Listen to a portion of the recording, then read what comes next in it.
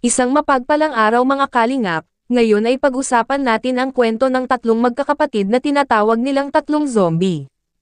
Pero bago ang lahat, wag niyo pong kalimutan suportahan ang ama ng kalingap na si Val Santos Matubang, Ate Edna Vlogs, at walang iba kundi si Kalingap Rab.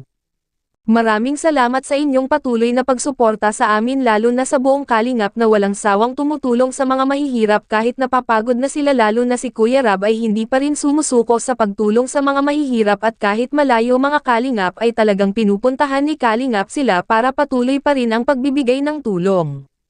Lalo na dito sa magkakapatid na sobrang kawawa. Dito nga nasabi kay Kalingap Rab ng isa sa kanilang kapitbahay kung ano talaga ang totoong nangyari sa tatlong magkakapatid na ito. Nasabi nito kung ano ang totoong nangyari, bakit sila sobrang mahiyain at nagtatago sa tuwing pumupunta si Kalingap Rab sa kanila. Ang totoong nangyari sa kanila ay namatay pala ang isa sa mga kapatid nila na babae, kaya pala ganyan sila. At kung lumalabas ang tatlong magkakapatid ay talagang hindi lumilingon sa mga kapitbahay.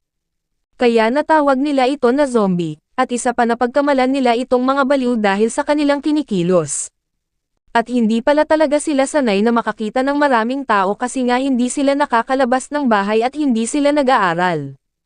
Kaya laking gulat ni Kuya Rab nang malaman ang buong katotohanan sa kanilang magkakapatid. Sobrang nakakaawa po talaga sila, kaya ito ang dapat po natin tulungan, lalo na sa may mabubuting puso dyan. Dahil yan ang tanging pakiusap ni Kuya Rab, lalo na sa mga viewers natin dyan. Sana maraming tumulong at sana po makipag-usap